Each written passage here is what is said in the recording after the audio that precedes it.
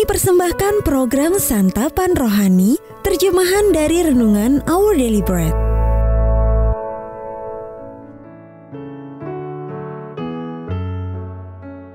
Sahabat ODB, pembacaan Alkitab hari ini terambil dari Lukas pasal yang ke-22 ayat yang ke-14 sampai dengan ayat yang ke-23.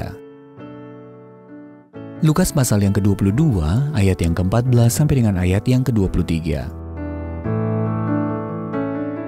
Penetapan perjamuan malam. Ketika tiba saatnya, Yesus duduk makan bersama-sama dengan rasul-rasulnya. Katanya kepada mereka, "Aku sangat rindu makan Paskah ini bersama-sama dengan kamu sebelum aku menderita. Sebab aku berkata kepadamu, aku tidak akan memakannya lagi sampai ia beroleh kegenapannya dalam kerajaan Allah." Kemudian ia mengambil sebuah cawan, mengucap syukur lalu berkata, "Ambillah ini dan bagikanlah di antara kamu. Sebab aku berkata kepada kamu, mulai dari sekarang ini, aku tidak akan minum lagi hasil pokok anggur sampai kerajaan Allah telah datang." Lalu ia mengambil roti, mengucap syukur, memecah-mecah, dan memberikannya kepada mereka.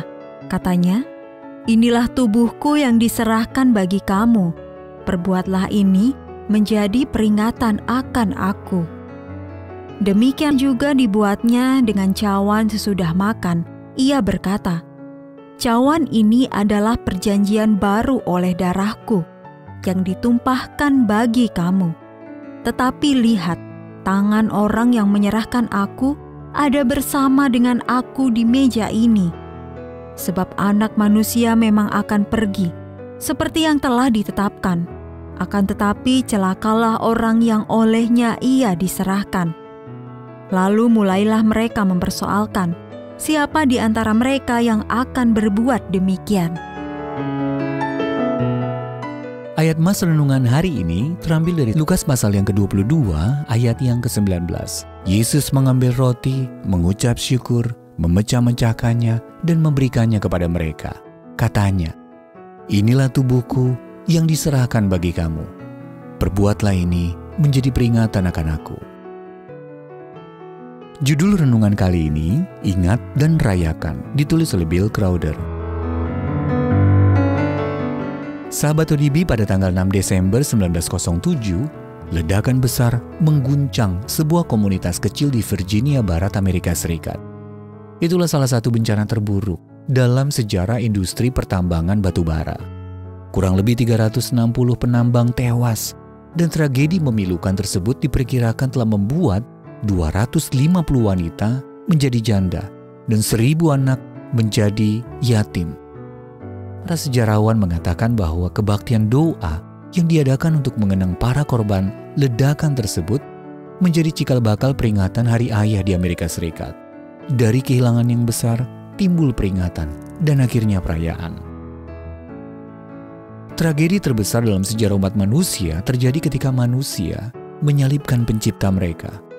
Namun momen yang suram tersebut juga menghasilkan peringatan dan perayaan. Pada malam sebelum dia disalibkan, Yesus menggunakan elemen-elemen Paskah orang Israel dan menciptakan perayaan peringatannya sendiri. Inilah gambaran Lukas tentang peristiwa itu. Lalu ia mengambil roti, mengucap syukur, memecah-mecahkannya, dan memberikannya kepada mereka. Katanya, "Inilah tubuhku yang diserahkan bagi kamu. Perbuatlah ini menjadi peringatan akan aku." Sampai hari ini, setiap kali kita mengambil bagian dalam perjamuan kudus, kita menghormati kasih Kristus yang besar dan tak tergoyahkan bagi kita. Dengan mengingat mahalnya harga yang dibayarnya untuk keselamatan kita, dan merayakan anugerah hidup kekal yang dihasilkan dari pengorbanannya. Inilah yang dikumandangkan Charles Wesley dalam himnenya, kasih ajaib, Tuhan mati, gantikanku." Sahabat ODB, seberapa sering Anda merasa telah mengikuti perjamuan kudus tanpa semangat dan antusiasme?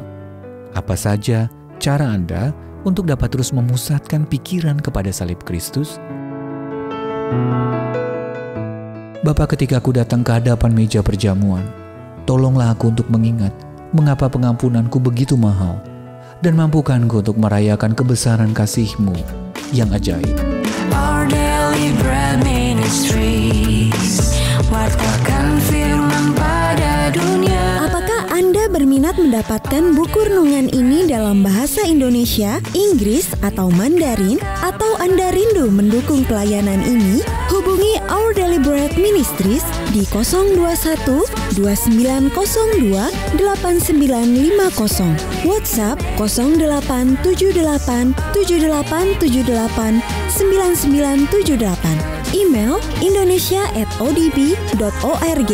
Tuhan Yesus memberkati. Let God's word spread to the nations.